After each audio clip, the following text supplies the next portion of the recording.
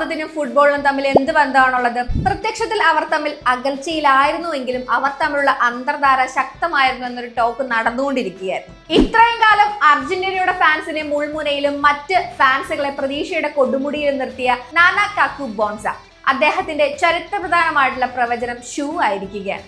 ഘാനയുടെ വെനസ്ഡേയുടെ ഹിഷാജിന്റെ പ്രവചനം മിശിഹായുടെ കൈക്കരുത്തിന് മുൻപിൽ ബുധാഹവയായി.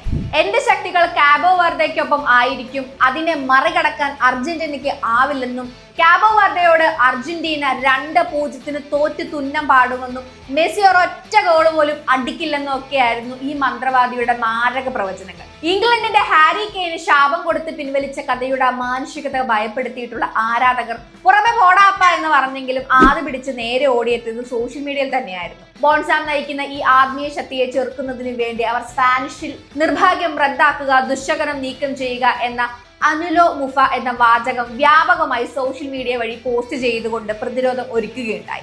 ആരാധകരും ശത്രുക്കളും നെഞ്ചെടുപ്പോടെ കാത്തിരുന്ന ആ മത്സരം കഴിഞ്ഞപ്പോൾ അർജന്റീന കാബോ വെർദയോട് 1-0 തോൽക്കുമെന്നും മെസ്സി ഗോൾ അടിക്കില്ല എന്ന ശാപവും പൊളിച്ചെടുക്കുന്നതിന് മെസ്സിക്ക് വേണ്ടി വന്നത് വെറും 28 മിനിറ്റാണ്. പിന്നെ 92-ാമത്തെ മിനിറ്റിൽ മാർട്ടിനേസിന്റെ ഗോൾ, പിന്നെ 111-ാമത്തെ മിനിറ്റിൽ ഡെയ്നിയുടെ ഗോൾ.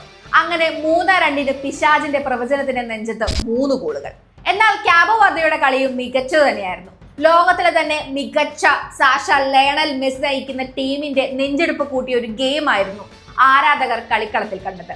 അവസാന നിമിഷം വരെയും പോരാടി അവസാനം അർജന്റീനയുടെ 3ാം ഗോൾ വലയിൽ വീഴുന്നത് വരെ അവർ അതികായകരെ വെള്ളം കുടിപ്പിച്ചു. നിങ്ങൾ തോൽക്കുകയാണെങ്കിൽ കാബോ വെർദ തോറ്റ പോലെ ലോകത്തിന്റെ ഹൃദയം കൊണ്ട് തോൽക്കുക എന്ന് പറയും പോലെ തോന്നി. വെനസ്ഡേ ചെകുത്താനല്ല സാഷ ലൂസിഫർ തടഞ്ഞാലും മിശിക ഒരു വാട്ടി നനച്ചാൽ 100 വാട്ടി നനയ്ക്കും പോലെയെന്ന്.